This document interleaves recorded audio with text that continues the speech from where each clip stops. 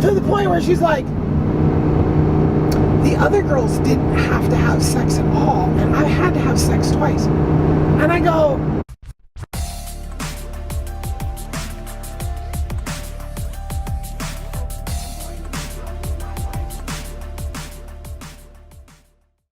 the last story I was telling was like my whole entire interaction with cops.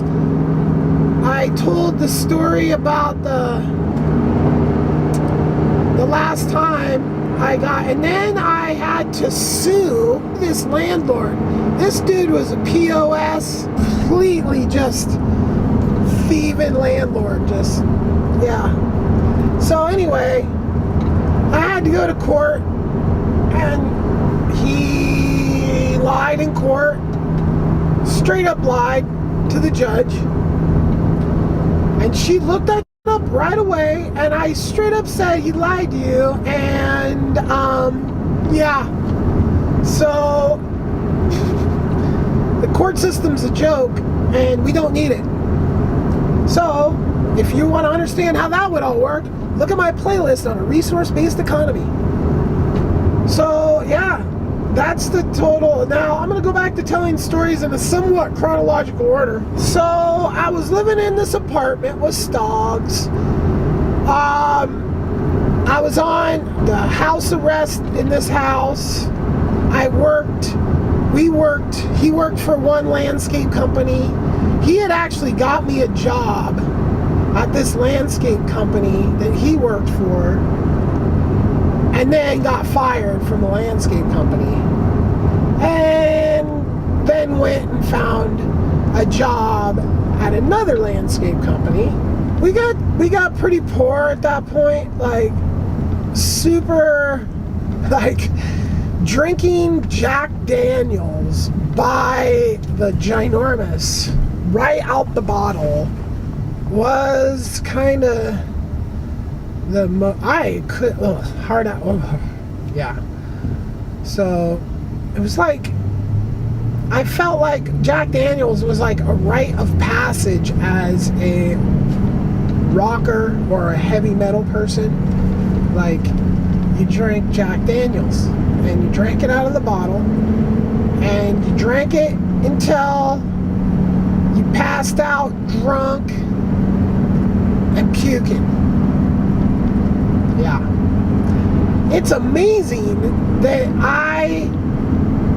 because I had an IQ test when I was like 13 or something like that, and then again when I was 27 or 28, and the numbers were within like 2 or 3. So after all that freaking Jack Daniels drinking, I somehow avoided pickling the out of my brain. I think it's because I retired from the hard alcohol at a pretty young age. I mean, I think I was like 20 in that apartment. Maybe even 19 to 20. Yeah, I was 19 to 20 in that apartment. And things got so bad at one point that there's my voice trip.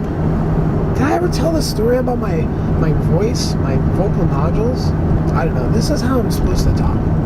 Very quiet, but it's kind of hard to talk like this and make it loud enough for anyone to hear me.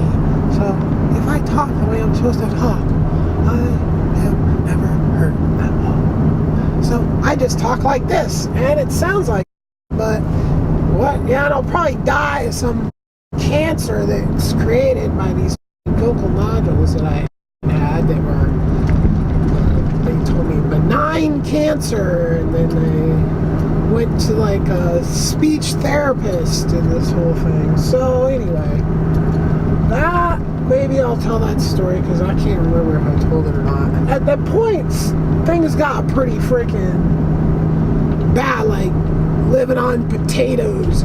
But in the inverse, things were also really good at points too. Like, I had literally 2 full-time girlfriends and other girls that I was scoring on the side. at the same time. Which, yeah, that's how I gauge quality of life, by how much and how varied and how quality the women times are. So there was some very high quality women times. I took acid with this girlfriend of mine, and we actually, two couples took acid together. Stoggs and his girlfriend, and boy, this chick was a freaking mess. She was like a legendary mess, and they hooked up and were just like messes together. Stoggs, as for a slimeball as he was, which is probably why this, I'm gonna say, is he could pull chicks out of his caliber. He hooked this one dancer chick for a while, but she ended up getting him for everything, his house and all that, because he was just a loser. So anyway, we all took acid one night, and I took acid in that house a few times, and this is towards the end of my acid taking, like more acid taking in younger years. This night in question, we took acid, and me and my older girlfriend, so I had one girlfriend that was like 13 years older than me, and another one that was like a year and a half younger than me. At this time, I was pretty much just like a worker, stoner. I mean, I was a stoner the whole time, landscaping. I don't think there was, I would think I went on and off about smoking weed during the day when I was landscaping. Some days I would smoke weed, and some days I wouldn't. But I was a stoner, most definitely, back then. And I would do, at that point, like, I was kind of settled down a little bit. Like, I think between like 16 and 19, I had like a higher level of drug use. And then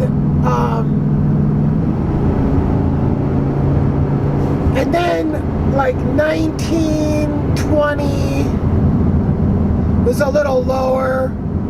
And then like 21, 22, 23 were higher, 24, 25 kind of lower, 26, 27 kind of higher. So, I like do, and I was never addicted to anything. I probably am a weed addict, but other than weed, and probably an alcoholic a little bit because I don't get drunk, I get buzzed, just a couple buzz, okay, cool, but frequently, 5 times a week currently, but it's been 7 times a week, it's been I'll go months without anything, so I'm not like that super hardcore alcoholic. I just drink light alcohol drinks, like currently like cider and mead and like that, but back then it was like Jack Daniels by the bottle, not many drugs at this point. A little bit, like acid, mushrooms maybe a couple times. Yeah, I remember I got a book about mushrooms and then was traipsing around in the woods by my apartment trying to find mushrooms. What was that crazy chick's name? She was crazy Stogg's girlfriend, and my girlfriend, we'll call her Jay. We all take acid. And we're tripping.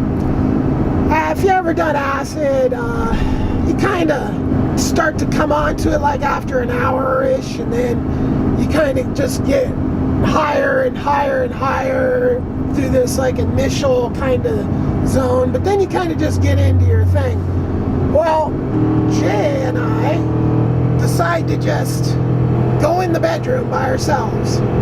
We ended up doing nookie on acid for like an insane amount of time, like 11 hours or something. And the whole time, like, the other two are just like out in the other room, like basically like talking. I don't know what they were really doing, but I mean, every once in a while they'd be like, geez, you two, give it a break or something, you know, like, and we would just be like, you know, or whatever. I think that was one of the most spiritual freaking moments that I ever had. And, you know, it's probably a big reason why that chick and I spent as much time together as we did. We ended up being together for like almost 3 years, and you know, I that up too. She it up, I it up. But you know, chicks are different in that they kind of want. I mean, this is a super generalization, but the chicks that almost all of them, they are wanting to hook up like for a lifetime. And I am just like not that dude. Or I've just never met the right chick. I'm not quite sure what the actual situation is on that. Maybe I have met the right chick and I it up. Who knows? While we were living in that place, Stoggs went to work for another landscape company, and at that landscape company he met this dude, and this dude, we'll call him D, was totally 100% hooked up with his freaking lifetime chick, which I could never understand it. Like, she was kind of bitchy. She was, well, you know, I mean, I think it was basically like she was stable, and his mother had never given him any sort of stable life. So this family was parents that were still married, and a brother and a sister, and he was dating this, or married, I think. You think he was married already? Yeah, I think he was married already. D and J. So his name started with the D, and her name started with the J. This couple and her brother would become major influences in my life. Mainly because D was a grower. He was a pot grower. And my entire pot growing experience, knowledge, I mean, I had been reading a few High Times magazines, had watched Cheech and Chong movies, but I really didn't know about growing weed. And this dude was fully doing it in his basement, and it was like, holy, I mean, that was just life-changing.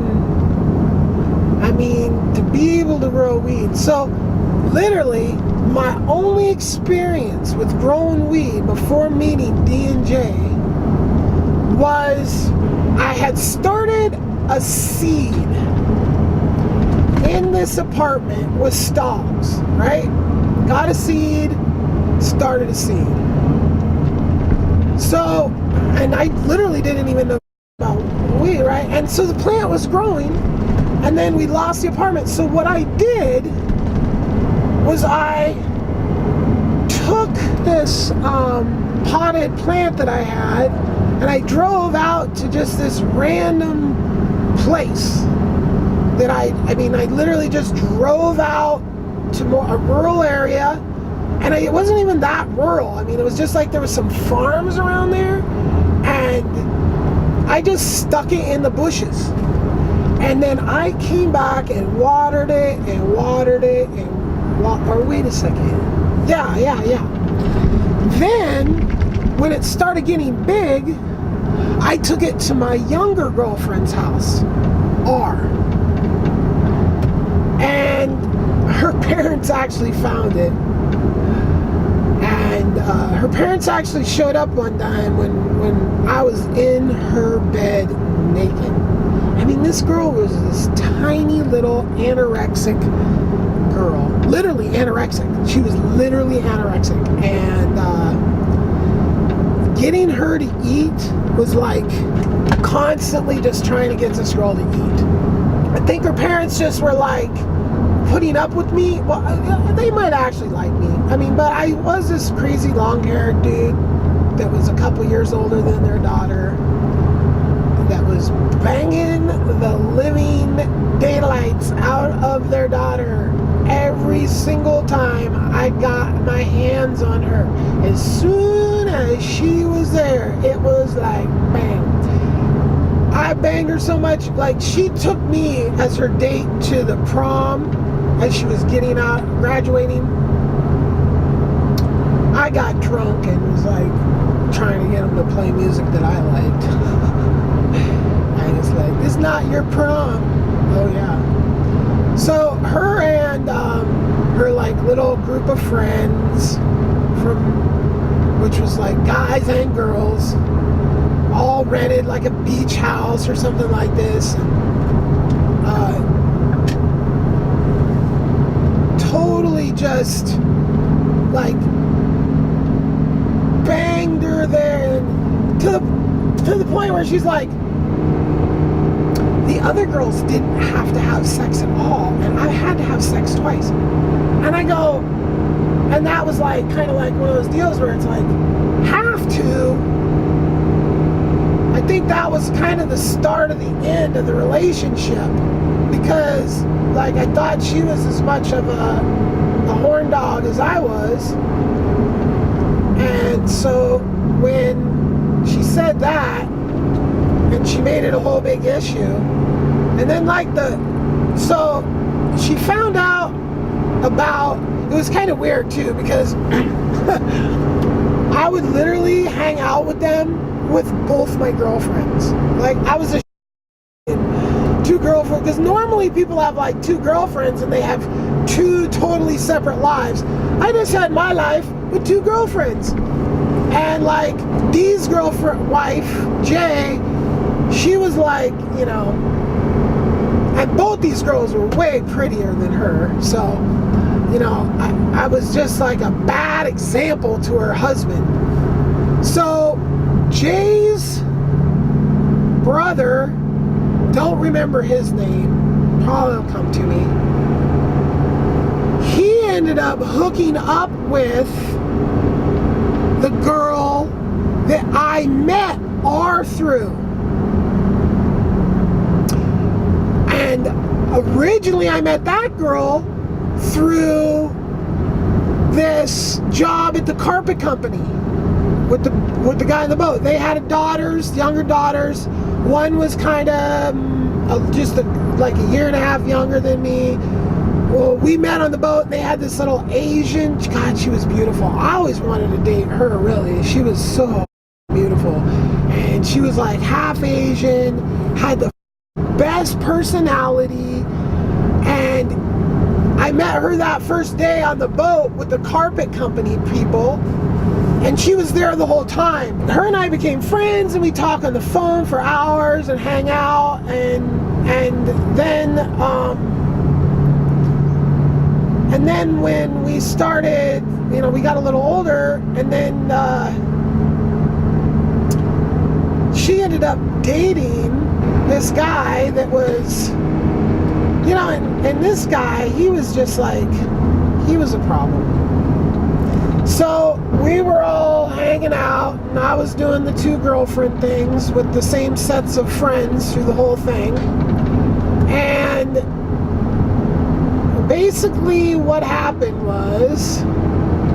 is Someone told R about my J. Oh, that's funny. I have a J and then D has a J. So there's two J's. That's easy to remember. Some names I'll use, some names I won't.